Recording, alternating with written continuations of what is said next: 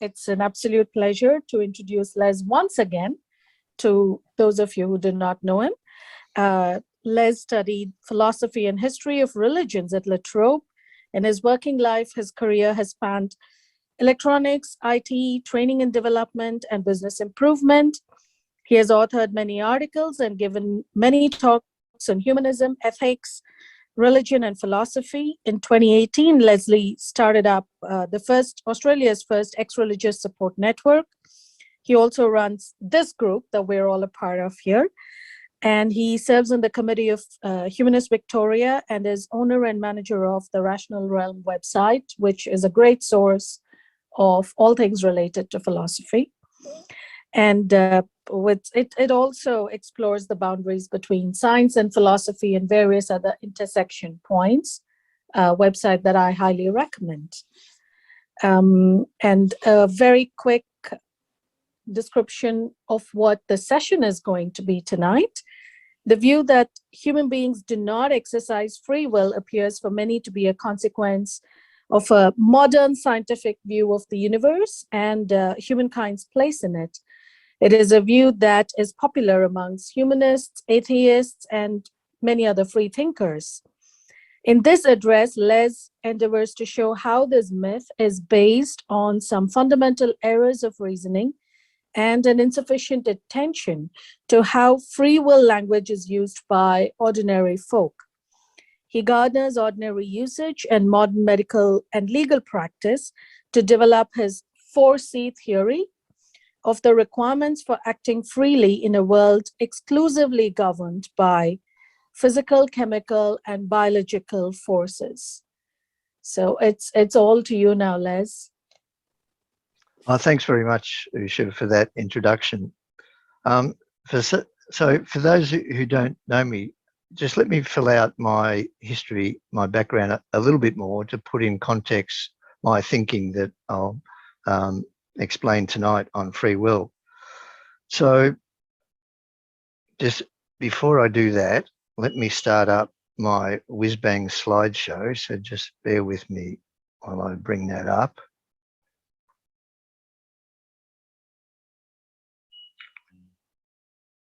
Okay, hopefully you can see my slides and hopefully you'll still be able to see in a panel to the bottom or to the right or to the top the participants as well.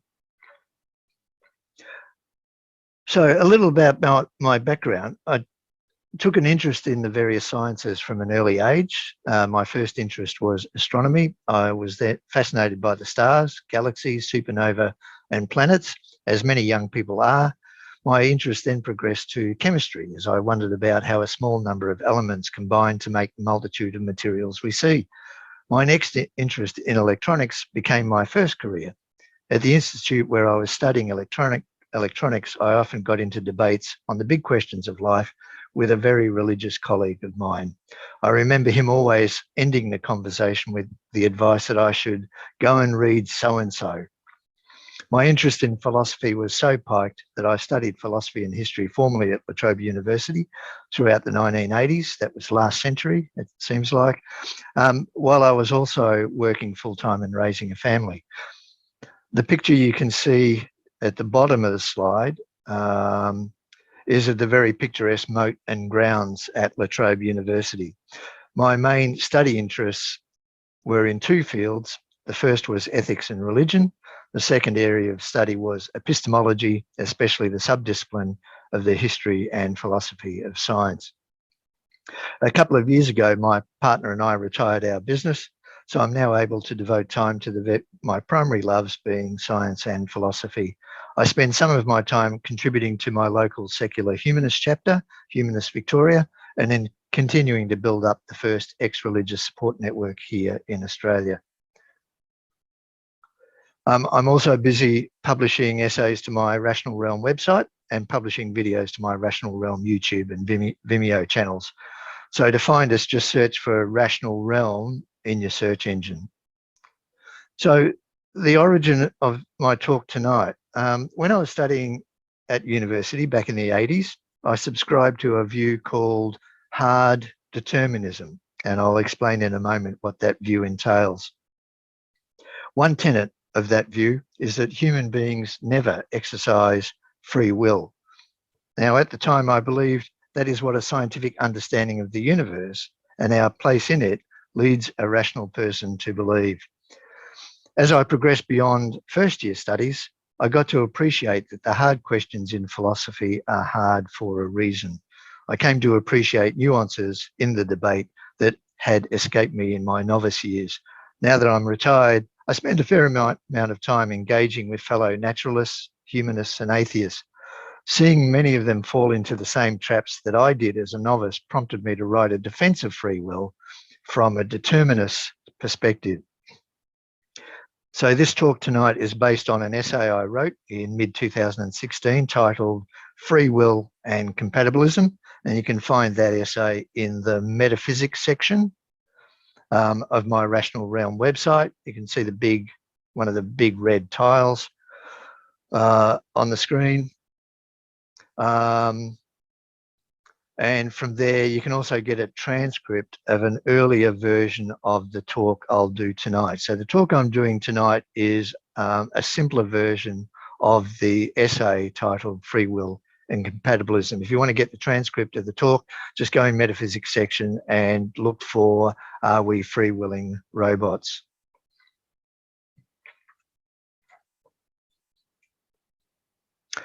So let me start by painting or picturing the free will determinism landscape.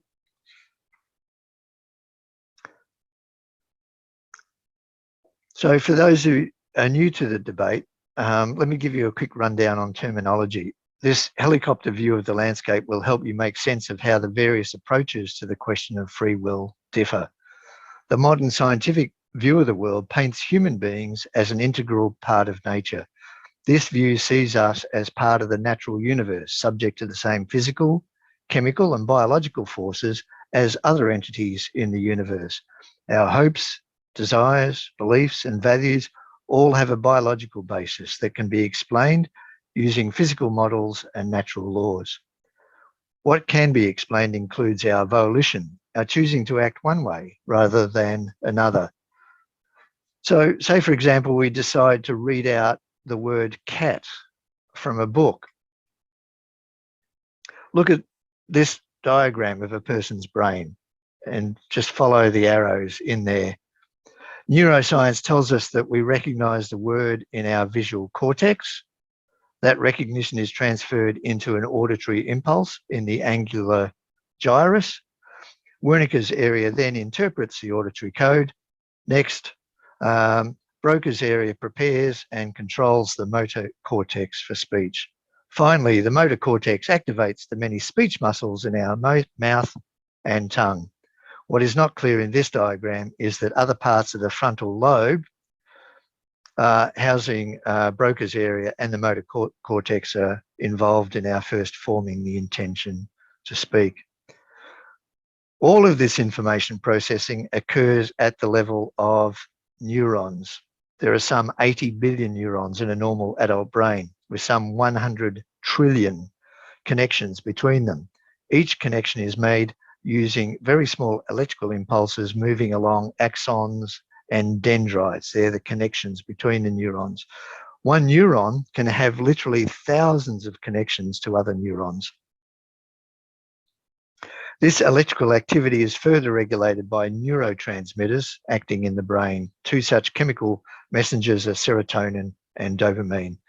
The point here is that according to neuroscience, all of this activity happens strictly according to the laws of physics. The upshot is that all human behaviours, voluntary and non-voluntary, are determined by physical forces. Hence the term determinism, to denote this view of the universe and our place in it. This view that all events in the universe, including our own behaviours, is determined by prior states of the universe, coupled with immutable physical laws, is often referred to as causal closure. The opposing view that there are some activities in the brain that are not caused by prior physical events or not completely caused by prior physical events is called indeterminism. This view allows that some human behaviours, such as choosing to read the word cat, are not completely caused by physical forces. This account is called a contra-causal view because it is contra or against a complete physical explanation of human decision-making. This lack of a complete physical explanation could be because of quantum fluctuations in some neuronal activity, or because there exist non-material minds or souls that act on key neurons involved in human decision-making. For an excellent overview of the various types of indeterminism, I do recommend the Stanford Encyclopedia of Philosophy entry on, and the entry is called Incompatibilist Non-Deterministic Theories of Free Will. Determinists and indeterminists can jump one of two ways when it comes to the question of whether human beings possess free will. This diagram maps out the territory of possibilities. Note the two axes. The vertical axis indicates acceptance or not of the thesis of determinism, yes or no.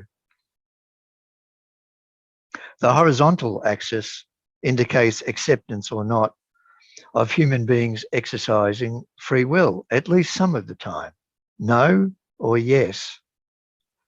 Now take the determinists first, the top row in our diagram. They could argue that determinism precludes us having free will, that is, no free will. In that case, they are the hard determinists, shown in the top left quadrant. Those that argue that determinism does not preclude free will are labelled soft determinists, indicated in the top right quadrant. Today, they are more commonly called compatibilists, for the simple reason that they claim that the thesis of determinism is compatible with us having free will. A common misconception is that soft determinists, the compatibilists, don't fully accept the thesis of determinism, or at least for the sake of argument.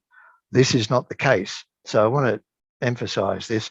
The word soft in determinism, determinism, doesn't mean that they are soft on determinism. They think that determinism applies only some of the time. No, the soft determinist is just as much a determinist as the hard determinist.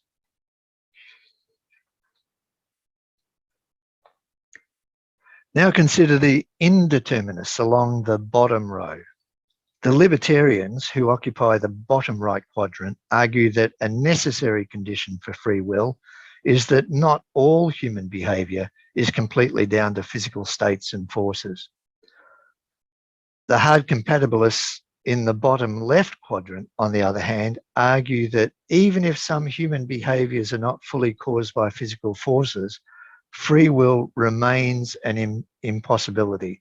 So for the hard incompatibilists, whether determinism is true or not doesn't matter. We don't have free will in either case for the hard incompatibilists. So think for a moment about which of these four quadrants your own view on free will and determinism is located. Think first about where you sit on the determinism axis. Is it a yes or a no for determinism? Then think about where you sit on the free will axis. No or yes for free will. The intersection between your two answers locates your philosophical position. The key observation I want to point to here is this. Just because determinism is true, it's not automatically the case that we have no free will. The two concepts may be compatible. Similarly, just because indeterminism is true doesn't make it automatically the case that we have free will. The two concepts may be incompatible. Whether you think determinism is true or not, you can't assume automatically that we have free will or that we can't have free will. If you think you have good grounds for your conclusion, that is, for whether we have free will or not, you will need an argument for your conclusion. Now, you may be wondering where contemporary professional philosophers stand on the question of free will. The results of the 2020 survey of philosophers were recently released. It reveals that some 60% of contemporary professional philosophers are compatibilists. 19% are libertarians, and only 11% conclude that we have no free will. Now, the reference for that is on my final slide if you want to look that up. So why does the question of free will matter? If you don't think we have free will for one reason or another tonight, I want to present to you some basic reasons for why we in fact do. If you subscribe to determinism and think on that basis, we could not have done other than we do, I hope to show you that free will and determinism are not incompatible. If you are a libertarian and think that the fact that we have free will is a reason for rejecting the determinist thesis, my talk tonight will attempt to show you that is not a good reason for rejecting determinism. I'm not going to argue for the truth of determinism tonight. That's not my aim. I will just say parenthetically that the truth for determinism, at least at the macro level of human beings, is evidence from a number of areas of study. These include physics, which includes the principle of conservation of energy, neuroscience, pharmacology, evolutionary biology, developmental psychology, and artificial intelligence. Why is this question of free will important anyway? Isn't it just an intellectual word game played by philosophers with nothing better to do? Well, one significant impact is on how people see the justifiability of moral judgments. Many scientifically minded determinists think that once we get over the illusion of free will, we will see that we also need to ditch the concept of moral responsibility. And this has impacts on how we praise and blame people for their actions, how we treat people in law courts, and how we punish people in our penal systems. These hard determinists also want to bring about a wholesale change in the way we talk. They want us to give up what we take today as quite ordinary talk. Take a rather everyday mundane expression such as, I got a free choice on what uniform I wear to work. Well, for these hard determinist language reformers, that's out the window. So I'm not going to talk about these implications for how we view moral responsibility tonight. That is a big subject in itself. What I do find, though, is that many of the arguments against free will and moral responsibility are based on some fundamental philosophical mistakes. Many people get a big headache when they see philosophers debating free will. Tonight, I'm going to keep it simple. Tonight, I want to present to you a different way of looking at the question, a way that will challenge you while bringing simplicity and clarity. The approach I will use is called an ordinary language analysis. You may have heard that term in philosophy. This approach investigates what we mean by free will and whether we have it or not by looking at how ordinary folk talk about free will. And look, let me add on in that it's not just, I won't just be looking at how ordinary folk talk about free will, but I extend that to how medical practitioners, psychiatrists talk about free will, the medical profession, as well as people in the judicial system, how they regard free will as well. So this approach is a strong antidote to the effort by hard determinists and libertarians to convince us that when ordinary folk talk of acting freely, they are referring to an undetermined or underdetermined will, that is, a contracausal will. I will try to show you that hard determinists and libertarians are overlaying our ordinary everyday language with their own metaphysical presuppositions. I will try to show that our ordinary free will talk is metaphysically neutral. What I mean by that is that when Joe says, for example, that he freely gave up his seat on the bus, that his expression is agnostic about whether or not his brain states were completely determined by prior physical events. So tonight, I'll present my case by first looking briefly at the etymology and lexicography of the term free will. Next, I'll work through a number of examples illustrating the four kinds of situations that ordinary folk and working professionals consider limit our exercise of free will. Then I'll review what are called paradigm cases of people exercising their free will and how the word free modifies other words. Next, I'll roll up all of these learnings into a coherent theory about the four necessary requirements for an agent to choose freely. I'll call this the 4C theory. Free will skeptics deny our ability to do other than we in fact do. This skepticism impacts a range of ethical questions about how we ought to treat others. I'll venture a brief non-technical look at the answer to this question about whether we could have done otherwise. I'll then end on a magical note about the supposed free will illusion. So the journey I will take you on here is just a snapshot of the longer journey through the 9 reasons presented in my Free Will and Compatibilism.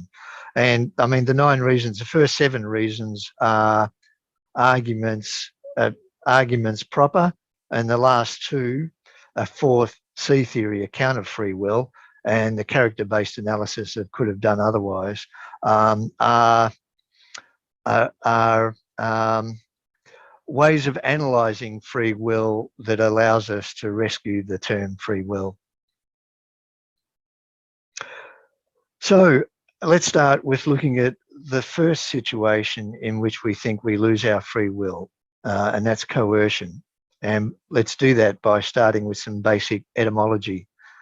The term free arose from the Old English word frio in the 13th century, and this word meant, quote, free, exempt from, not in bondage.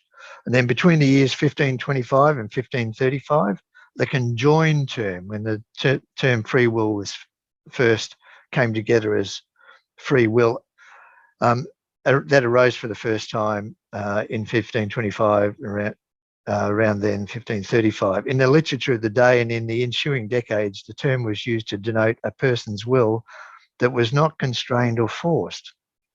From its earliest uses, it meant an unencumbered and uncoerced will. Take, for example, Shakespeare's Antony and Cleopatra, that was written around 1606.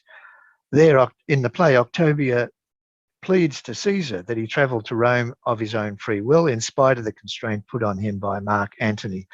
As Octavia puts it in the play, quote, "Good my lord, to come thus I was not constrained, but did it on my free will." Here's another example from the 17th century. In Charles Dickens's Nicholas Nickleby, Nicholas begs the young Madeline to not marry Mr. Gride, as she is unknowingly being impelled to do so. And Madeline protests, quote, "I'm impelled to this course by no one, but follow it of my own free will. You see, I'm not constrained or forced by menace and intimidation." End of quote. As you can see from these early uses, a free will is contrasted with a constrained or forced will. It's not contrasted with a neurologically caused will. The constraints identified by these characters are constraints put up by other people and not causes lurking in heritable characteristics or brain physiology, as hard determinists and libertarians want us to believe. The idea that absence of coercion is central to the notion of free will carries through to the modern day.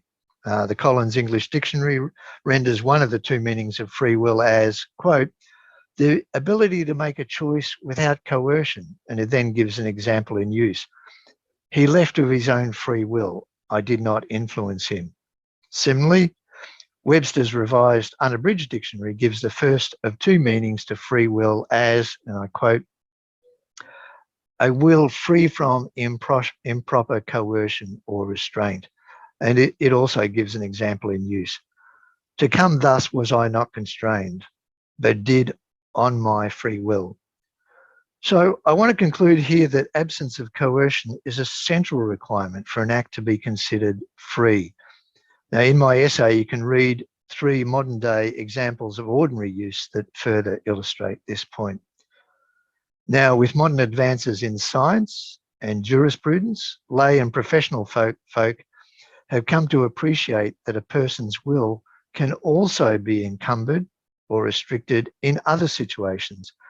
In addition to coercion, these other kinds of situations in which a person's capacity to exercise their free will is restricted are these: manipulation, addiction, and mental illness. And it is to each of these that I now want to turn. So that second situation, manipulation. When you're coerced into doing something you don't want to do, you feel real psychological pressure. Imagine someone holding a gun to your head. On the other hand, when we are robbed of our free will through manipulation, we don't feel this pressure personally. Yet the person on the street also regards manipulation as a means of robbing a person of their freedom to choose. In both cases, though, the basic notion remains the same. An unfree will is an unencumbered will. An unfree will is an encumbered will. Manipulation is a direct means of mind control and includes hypnosis, brainwashing, brain implants, and zombie drugs. These are some of the classic instances you'll read in the literature. Here are a couple of examples of how non-philosophers and non-theologians regard free will in these cases. The first case is this. Yeonmi Park fled Kim Jong-il's North Korea with her parents. She claimed she was brainwashed by the regime with the result that, and I quote, "I had not been a real person. I was created for the regime to work for them. If they ordered us to die, I would have died for them. I wasn't a human. I was something else." End of quote. After escaping and educating herself, she said, quote, "I now have free will."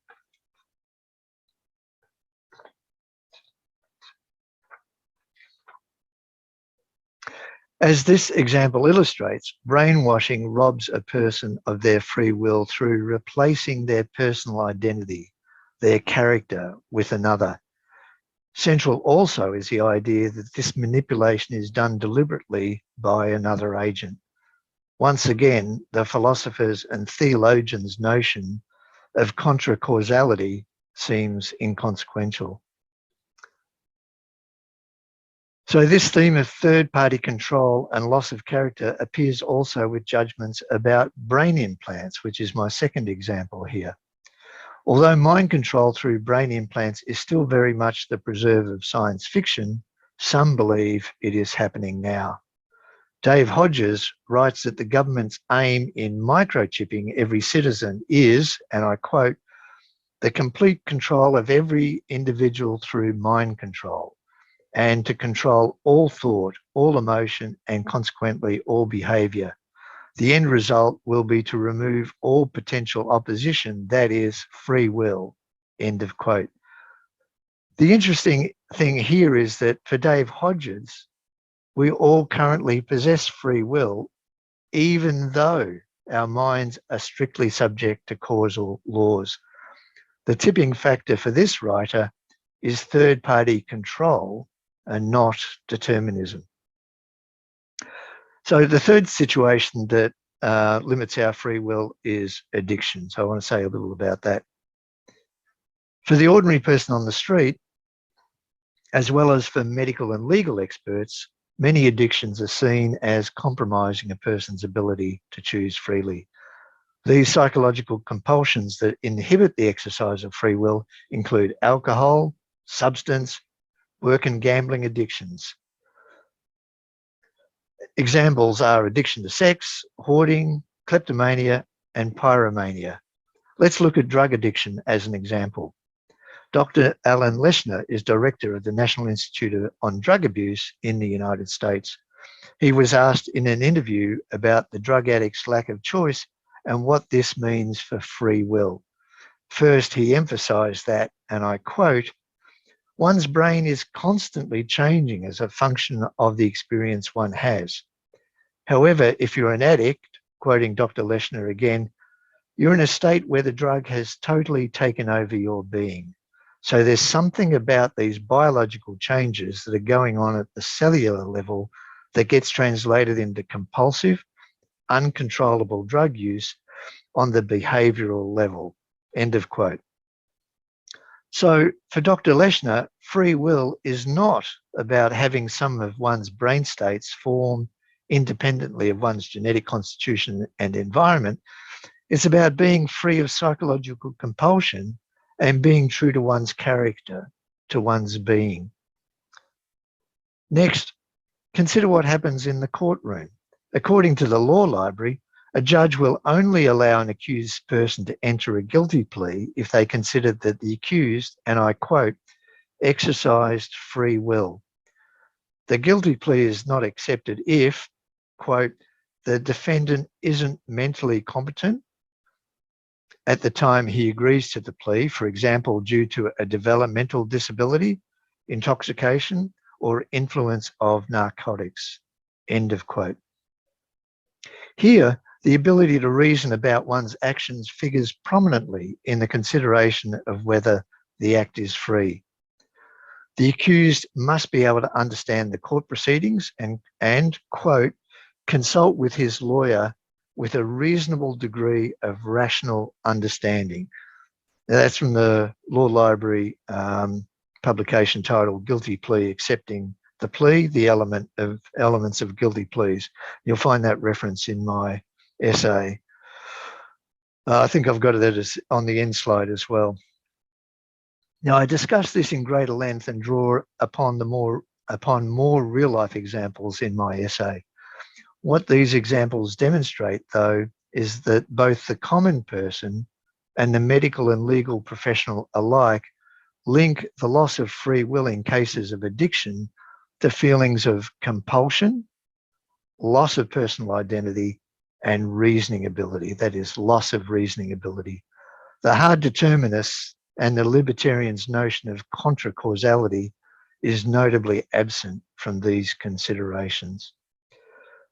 So the fourth and last situation that can deprive us of the ability to act freely is mental illness. This occurs where the mental illness constrains a person's mental capacity to reason and regulate their behaviour, either because of genetic history, accident, or disease. Here are a couple of examples in which ordinary folk talk about how a mental illness robbed a person of free will. First example, June experienced hallucinations that commanded her to commit various acts. She writes, I find that it is like my free will has been removed and have no alternative but to obey, end of quote. She also linked this feeling of compulsion to the feeling that the voice inside her head, quote, keeps me from being myself. And we'll pick up this notion of character, personal identity later. So the second example, Herschel Harden is the father of a child with schizophrenia. He lamented that the illness deprived all those affected by the illness of the capacity for free will by robbing them of rationality and autonomy. As he put it, their personalities are subsumed by their distorted thoughts, end of quote. As these examples show again, the common themes in the ordinary person's way of thinking about free will are that the exercise of free will require that a person's character is intact and that they can reason. I want to talk for a moment about mental illness and the insanity defence as it's used in jurisprudence. The insanity defence has a long history in jurisprudence. In many legal jurisdictions, the defence applies when it is judged that the accused is dispossessed of their free will. Experts for the defence must testify that the accused is either cognitively incompetent, unable to comprehend the nature of the act and to reason about it, or volitionally incompetent, unable to control their impulses. What's important to note here is that expert witness for the prosecution is never called upon to demonstrate that the causes of the defendant's transgressions were themselves uncaused activities in the brain. Contrary to what the libertarian says, contracausal brain activity is not required to be proved in a court for the insanity defence to be challenged. Now, for an example of the absence of free will in the mentally incapacitated, how that works in a legal defence, I refer you to the case of Colorado versus Kennelly. The reference to that is in my essay. Now, in my essay, you'll also find a reference to a useful history and critical review of the insanity defence. That's titled "The Insanity Defence in the 21st Century" by Graycheck. Okay, so I've gone through the 4 situations that can limit our free will. Let's stop. This is the halfway point. So let's now stop for a 10-minute break so I and the rest of us can catch our breath. Warren actually had a few comments. It seems to come to whether heuristic responses, when you're mostly reacting, that form of system thinking, would free will be said to operate in those situations when someone throws something at you and you just reach up your hands and you catch it? Is that a free will scenario? Yeah, I was thinking about when I get breakfast in the morning. I go to the refrigerator, I pull out the milk, I get my bowl, I get the cereal from the top shelf, and I do it all. And it is very much automatic. It's habitual. And I was reflecting, well, did I freely choose to have breakfast this morning? Because much of it is automatic responses. And I did conclude that even though there's a behavioral repertoire, a habitual repertoire that I go through, it's still within my conscious control to do 2 things. When I'm getting the breakfast bowl, I can decide not to get the breakfast bowl. So even during that repertoire, at every point, I can decide not to. The second thing is when I get up in the morning, I can decide, oh, I'm going to have lunch. I'm going to have breakfast with a friend of mine at 10 o'clock, so I'm not going to have breakfast now. So even though there's a behavioral repertoire, we can stop the repertoire and do something else before I start the repertoire and at any point in the repertoire. So that's with doing getting my breakfast. Where your example, Akiva, where I throw my arms up to catch a ball, I'm inclined to think that is an instinctual response. Unlike me getting breakfast, which is a habitual repertoire, putting my hands up to catch the ball is very much instinctual. And I'm inclined to think, no, I didn't put my hands up freely to catch the ball. Les, we will hand it back to you for the rest of the session. Thanks, Usha. So in the first part of my talk, brief recap, I put up the free will determinism landscape, what determinism means. I asked the question, why does free will matter? And talked a little bit about both the moral and the legal implications of having and not having free will. And said that the approach I'm taking is an ordinary language analysis, away from the rooms of the theologians and the philosophers, and getting out there and seeing how the term free will is used in the way ordinary people use it, but more than that, how it's used in the medical profession and in the legal profession as well, which is consonant with the way ordinary people. It's a further refinement, the way ordinary people use it. And then I went through 4 situations, kinds of situations that we think that limit our capacity for free will. One was coercion, the other one's manipulation by a third party, addictions, and mental illness. So in the second part of the talk, I want to talk a little bit about what are called paradigmatic examples of free will and what that tells us.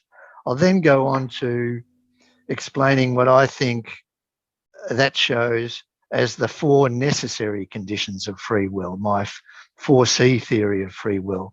And then I'll talk about the big question that people like Sam Harris and the hard determinists bring up and talk a lot about.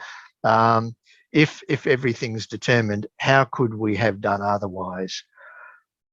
And then lastly, I'll talk about the supposed intuition of free will and how it's not an intuition at all. And then I'll make some concluding remarks. Okay, so I want to talk a little bit about these paradigmatic examples of free will. So the examples of restrictions on free will that I've given so far, those 4 types of restrictions that I've given so far, are not exhaustive. However, they do represent the way ordinary folk think and talk about free will. If you're still skeptical, I encourage you to get into discussion groups offline or online and listen to or read comments from contributors on the freedom restricting circumstances I've highlighted. For example, get into discussion groups about whether people who are drug addicted can still act freely. Look at the way ordinary people talk about whether this act was free or that type of act was not free, and see what the kinds of considerations they bring up. Basically get out there, get out of the philosophical and theological ivory tower and get out there in the real world.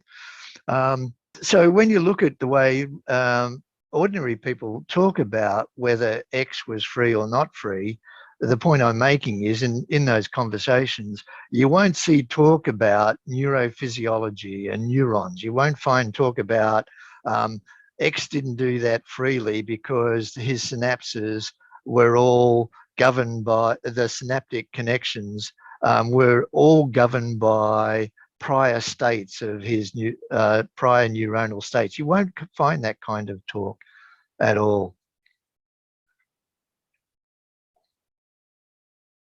So in ordinary people's minds, what limits free will is not neurological causality, but coercion, manipulation, addiction, and mental illness. This way of thinking has only been further elaborated and refined by modern developments in psychiatric practice and jurisprudence. Another way to illustrate my point is by looking at paradigmatic uses of the term free will. In common discourse, imagine you're waiting in your local supermarket queue and you overhear this question asked in a conversation about a recent marriage. Mary asks Anisha, "Did you marry Sanjay of your own free will?" If Anisha did not marry Sanjay of her own free will, what evidence would you be listening for in Anisha's answer? Well, you'd be listening for evidence of coercion or compulsion, such as them saying, "My entire family would have abandoned me and I would have been evicted and left with no money if I didn't marry Sanjay." Now, if Anisha did marry Sanjay of her own free will, again, what evidence would you be listening for in Anisha's answer? Well, you'd be looking for signs of the absence of coercion and compulsion, such as them saying, "Yes, we fell in love at university and my parents had no objections." How many of you were thinking of and looking for evidence about the neurophysiological state of Anisha's brain? Who was waiting for Anisha to start talking about her motor cortex and whether there were sufficient physical causes firing her neurons? And as an addendum, just think about how we initially learn to apply the term free will to this act or that act to certain circumstances. When you learn from your parents and your friends and your teachers that act was free and that act was not free, think back. And was there ever a case where your teacher or your parent brought up the neuronal states of the person who you're talking about? No. So the lesson here is that questions about whether a person chose freely are practical questions rooted in people's day-to-day lives. Hard determinists in particular have taken our modern scientific understanding of the brain and overlaid this causal model on what they think common language terms such as free will mean. Scientists such as Sam Harris have also fallen into this trap of injecting their metaphysical understanding of the world into what they think is the common person's use of ordinary language terms. The absurdity of this kind of approach is also evident from looking at other paradigmatic instances of the uses of free. The term free is used as a modifier with a number of other nouns. Consider these examples. When we speak of a free-range chicken, we are not meaning a chicken whose movements are contracausal. We are not meaning that the chicken moves in a way that breaks the laws of deterministic physics. We mean that the chicken's movements are not constricted by being housed in a cage or enclosed barn. Take the term free thought. When we advocate the right to free thought in society, we are upholding the right to thought and expression that is free from government, religious, and other institutional restrictions. We are not referring to thought that is contra-causal. Similarly, a drawing done freehand does not mean a drawing that broke the laws of physics during its creation. It's a drawing that is created free from the constraints of instruments, templates, and guides. There are many other examples that illustrate the same point, including free vote, free fall, and free enterprise. Now you can see the pattern here. The ordinary language critique I'm advancing here tonight can be extended to judicial language and thinking. Throughout the modern history of jurisprudence, in determining whether a defendant was absent of the capacity for free will at the time of the crime, no jury or judge has requested or called in expert witnesses to attest to the fact that at the time of the crime, the defendant's relevant brain states transitioned from a physically contra-causal state to a causal state. This is not surprising, as no dualist theory of mind and body has delivered on the promise. No metaphysician yet has presented evidence for how when particular neuron firings in a person's brain gets removed from the chains of causation to which neighbouring neurons belong. The same is the case for the indeterminists advocating random quantum effects in the brain. In fact, judges examine and juries are asked to consider whether there were any circumstances that either eliminated or mitigated the defendant's ability to choose freely. The types of circumstances the judge and jury consider include precisely those types of encumbrances I outlined: coercion or manipulation by a third party, drug addiction, and mental illness. These are precisely the impediments to free will to which the compatibilist points. If you want to find out more about how judicial defences work, please see my essay where I've included a reference for an excellent systematic summary. It's called Criminal Law Defences, a Systematic Analysis by Paul Robinson. Some hard determinists and libertarians have objected to this ordinary language account of free will by pointing to a series of psychological studies that examine how the person on the street actually thinks. These surveys, they argue, demonstrate that ordinary folk mean free will in the contra-causal sense. However, when you look at these studies, on balance, the better designed studies show the opposite. The people's use is agnostic to the question of contra-causality. My review is titled Psychological Research on Free Will Intuitions, a Critical Review, and you can read it and get it from the metaphysics section of my website at Rational Realm. Now, look, I just want to stress this point because it's an important point. So hard determinists push back and say, hey, you compatibilists, you're bending the meaning of free will. You're playing these word games. Free will doesn't mean anything like that for the ordinary person, because the battle over the term free will is the battle over what the ordinary person means by free will, not what philosophers mean, what not theologians mean, but what the ordinary person means. So in the last 10, 15 years, there's been a number of what are called philosophical psychological studies. Psychologists have teamed up with philosophers and they conduct experiments and they put scenarios in front of experimental subjects, mostly university students. They give them the scenario, they give them a bit of backgrounding, and then they ask whether person X in this scenario acted freely in that case or not.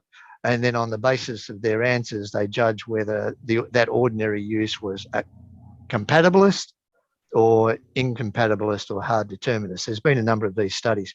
As I said, I looked at some of them, and from what I can gather from my analysis, the better designed ones come out on the side of a compatibilist rendering of free will talk.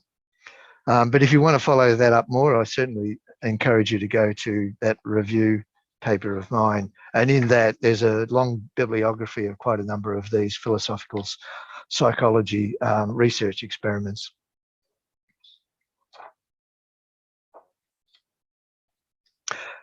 So what I want to come to now is what I consider the 4 necessary conditions for free will.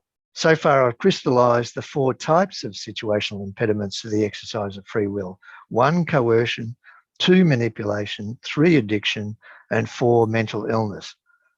What is it about these situations that minimizes a person's capacity to act freely? In the examples I discussed, 4 requirements for free will seem to recur throughout. For brevity, I've called this compatibilist account of the requirements for free will the 4C theory. And these 4 Cs are these. 1, the absence of compulsion. 2, the absence of control. 3, consonance with the person's character.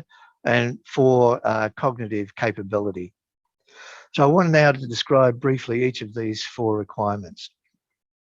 The first requirement, compulsion, is that the act not feel compelled by the agent situation.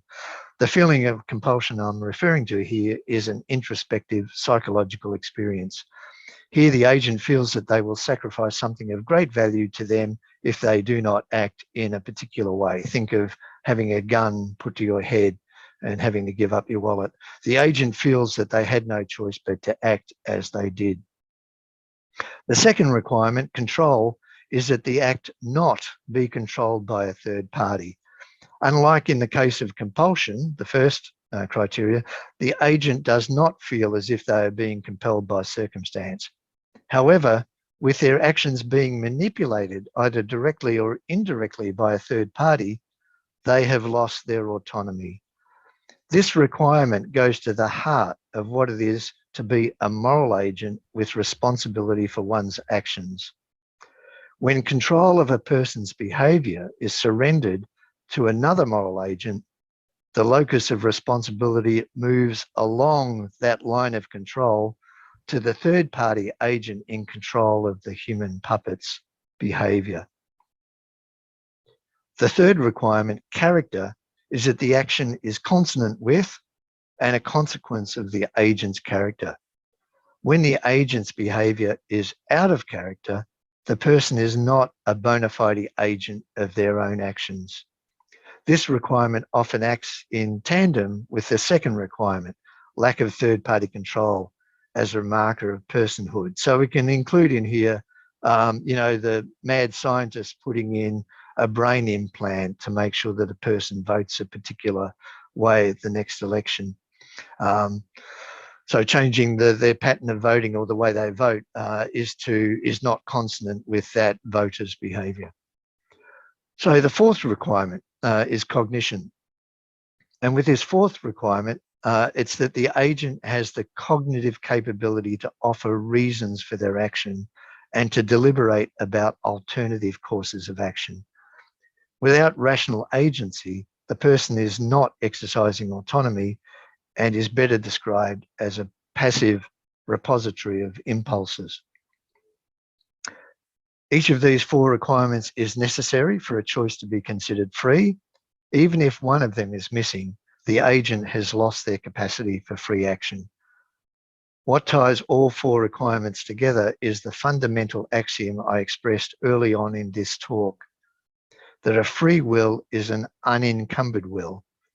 With the advent of scientific knowledge and modern technology, this basic understanding of encumbrance as compulsion has been supplemented with these additional requirements for moral and rational autonomy. And this next paragraph is the single paragraph that I think best sums up my position.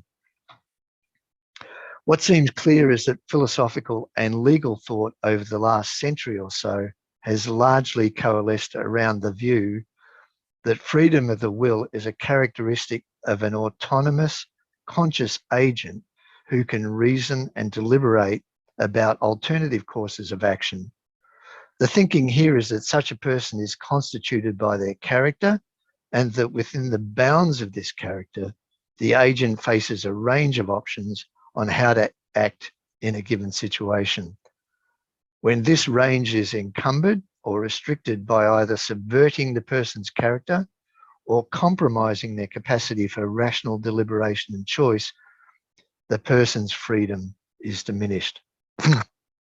And let me make one point that I make in my essay that I haven't made in this talk, and that is when we're considering a case of a person acting freely or not, it's not a case of always yes or always no. There are actions for which we act freely, and voluntary actions. Some we act freely, some we don't. But even for the ones where we act freely, it's on a continuum. So when there's hard cases, we can say we tend to think that act is more towards the free end of the spectrum, and that act is more towards the unfree act part of the spectrum. Take cases, for example, of drug addiction. If somebody robs a store to feed their drug habit, if they're just mildly addicted and they've still got some rational capacity, we'd say, well, maybe they're not acting completely freely because there is an addiction, but they're not completely unfree either. But when they get to the case where, their addiction is costing hundreds of dollars a day and they are massively addicted, then that's a more extreme case, and we're more inclined to think, oh, in that case, they didn't act freely at all. So there are gradations of freedom when it comes to assessing free acts. Okay, I want to say a little bit now about free will and the could have done otherwise. And this is a big point that the hard determinists make about determinism and free action. So in this section of my talk, I want to say something briefly about how we could have acted otherwise, even when in principle all of our actions can be predicted with certainty. If God or Laplace's demon or a supercomputer had a complete understanding of a previous state of the universe and the physical laws that govern it, it would have been able to predict with absolute certainty that I was going to say absolute certainty just now. How could I have done other than say what I just said? Moral philosophers have a deep interest in this question, as most take it as axiomatic that if it is the case that I ought to have done something else, then it must be the case that I could have done that other thing. Our answer also impacts how we hold other people morally responsible for their actions.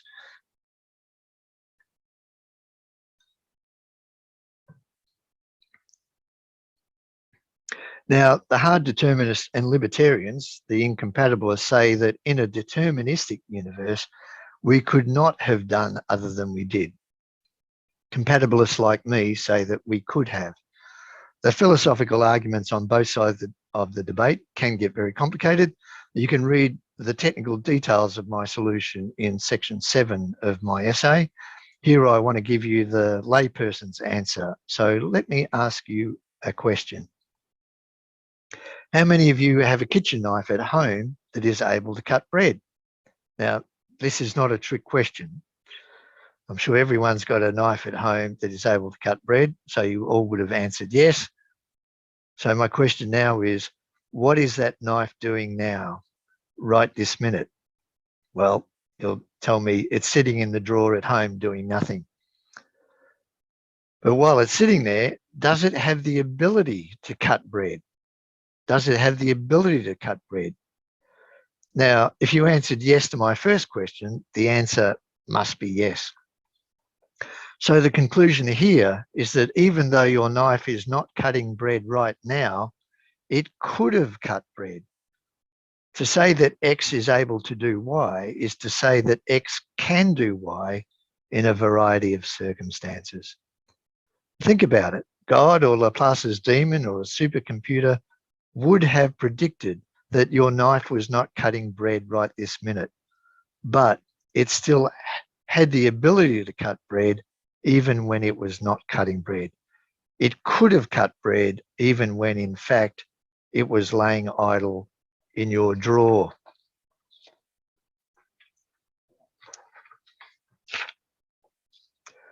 Well, if a knife acting in accordance with deterministic laws is still able to cut bread when it is not in fact cutting bread, then why aren't deterministic human beings able to do other than they in fact do? And I think that's the $64,000 question for the hard determinists and the libertarians. Now I've got a contrived example here of the knife cutting bread, able to cut bread when it's laying idle. In my essay, I devote a little section to this where I give some real life examples where we say something could have done otherwise.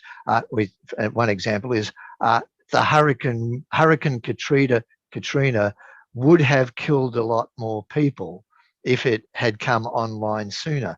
There we're saying the hurricane could have done otherwise in different circumstances. That's an inanimate object obeying the laws of physics. Now, what gives knives, motor cars, electric fans, and human beings the power, the capacity, the ability, the capability to do things other than they in fact do? The short answer is that this ability derives from the intrinsic properties, the characteristics of the entity. In the case of your knife, these characteristics are its physical profile, like the hardness and sharpness of its blade. Likewise, in the case of human beings, these characteristics include a person's psychological profile. Now, knives, motor cars, electric fans, and human beings maintain their capabilities even when external circumstances change. Your knife continues to be able to cut bread in virtue of its intrinsic properties, even when it is not actually cutting bread. Likewise, I maintain the ability to say something other than absolute certainty before, even though that is what, in fact, even though that is what I, in fact, said. So that's all I want to say on our ability to do other than we did. And once again, if you'd like to follow this up, please read section 7 of my essay and drop me an email if you want to talk more about that. So I want to talk briefly now about this intuition of free will.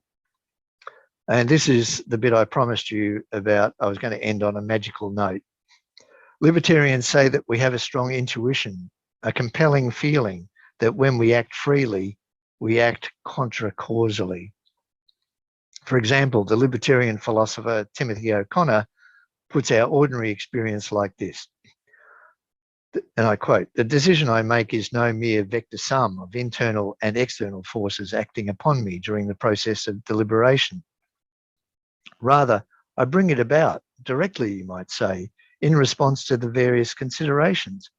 I am the source of my own activity, not merely in a relative sense as the most proximate and salient locus of an unbroken chain of causal transactions leading up to this event, but fundamentally in a way not prefigured by what has gone before, or again, so it seems," end of quote.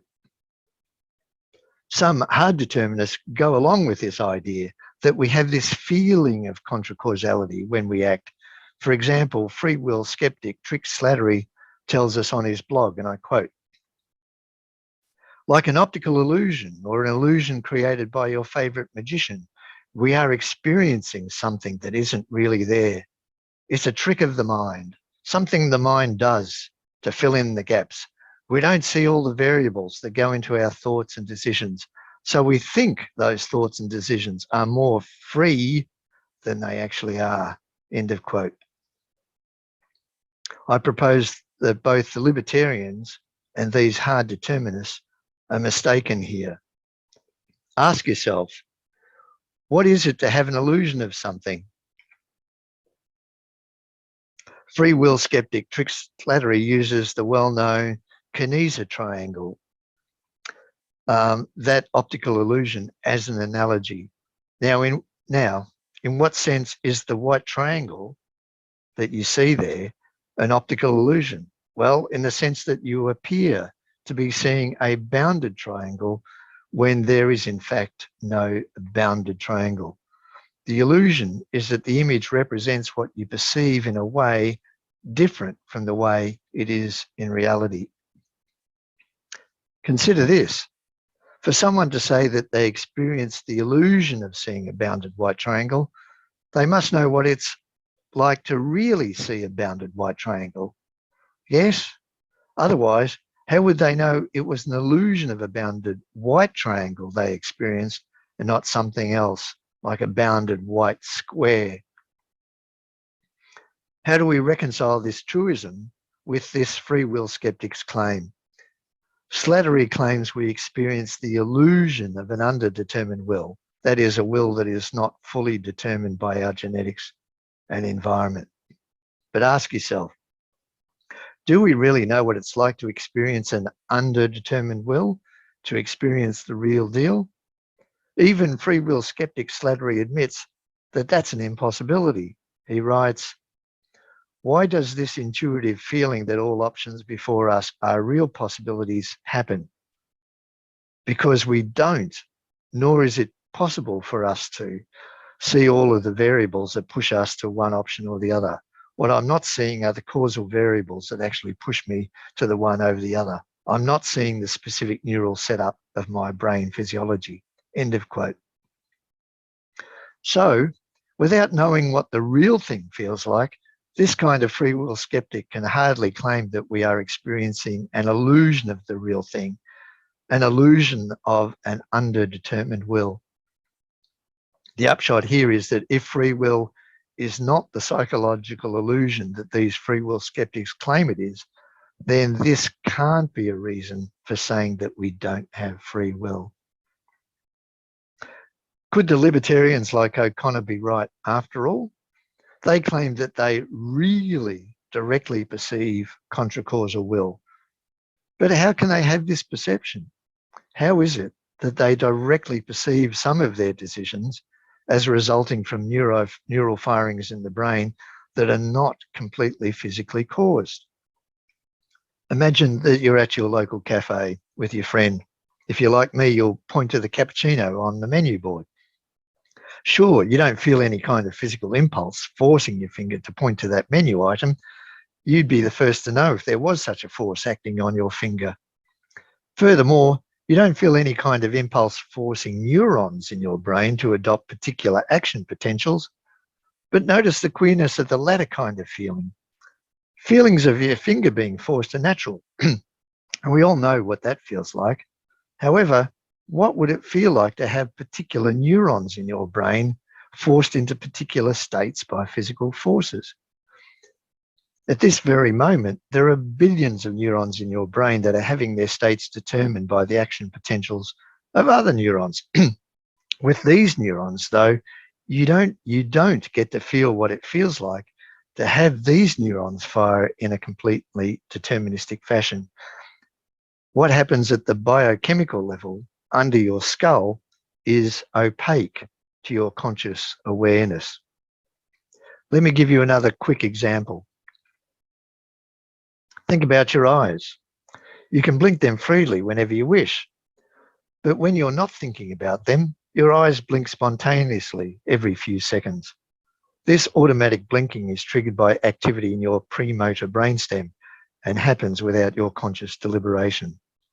However, when they blink automatically, you don't get the feeling, you don't get the seeming that the neurons firing in your premotor brainstem are fully caused in that moment. Similarly, you don't get to feel what your neurons are doing when you perform the exact same blinking behavior willingly. Our subjective experiences don't give us a window into the neuronal goings on in our brain when we blink involuntarily compared with when we blink freely. What we can conclude from this introspective psychological reflection about which kinds of states we can have a feeling about and which we can't is that these hard determinists give away too much to the libertarians. The illusion of contra-causal free will that these hard determinists refer to is an illusion itself. It's a chimera that only serves to confuse the debate. We, in fact, do not have an illusion of contra-causal free will. because it's not the kind of thing that we can have an illusion about. If our feeling of free will is not a feeling of contra-causal willing, then what is it? As I've suggested throughout this talk, it's the feeling of feeling in inverted commas, it's the feeling of the absence of compulsion. The feeling of free will then is not so much a positive feeling, it is the absence of a feeling. Just as being pain-free is not a feeling, being pain-free is simply the absence of the feeling of pain. Okay, so to wrap up this talk, let me summarize what I've tried to show. I began by taking a helicopter view of what the free will determinism debate is about, its key terms and its importance for questions about the nature of moral responsibility. I traced briefly the origin of the term free will and how historical usage and today's major dictionaries render its meaning as absence of constraint. Through examining a number of cases of how ordinary folk engage in free will talk, I showed 4 ways in which free will can be constrained: coercion, manipulation, addiction, and mental illness. 4 common themes emerged from this survey that illustrated the central features of a free act. I labelled these 4 requirements for free will as the 4 C's: absence of compulsion, absence of third-party control, consonance with the agent's character, and cognitive competence. Throughout this survey, we found that the hard determinists and libertarians' notion that contra-causality is required for free will is absent from the thinking of ordinary folk. It turns out that this notion of contra-causality is a projection of philosophers and theologians' metaphysical presuppositions onto folk beliefs. Free will talk is largely agnostic to such metaphysical commitments. Free will talk is more of an expression of the day-to-day concerns of ordinary people rather than a window into their theological and neuroscientific beliefs. Okay, so this mundane conclusion was further reinforced by looking at other non-spooky uses of the word free, such as in the phrase free-range chickens. For those worried about how we could have done otherwise in a deterministic universe, and we need that notion of could have done otherwise to rescue our notions of moral responsibility, I gave a straightforward explanation that did not require us having the magical ability to contravene the laws of nature. Finally, I tried to dispel the mistaken notion that ordinary folk sometimes experience the illusion of contra-causal free will. If you'd like to examine the question of free will further, I encourage you to download my essay or read it online. Tonight, we didn't have time to discuss how the question of free will, determinism, and libertarianism impacts our notions of moral responsibility, praise, and blame. If you're interested in this question, check out the final section of my essay, I think it's section 8, where I discuss the implications. Here are the works I referred to tonight. Now, there is a much more comprehensive list of references that I've included in the essay, Free Will and Compatibilism. So thank you for taking the time to listen to what I had to say. I'm now very interested in getting your questions and your thoughts on this vexed question of free will. So thank you, everyone.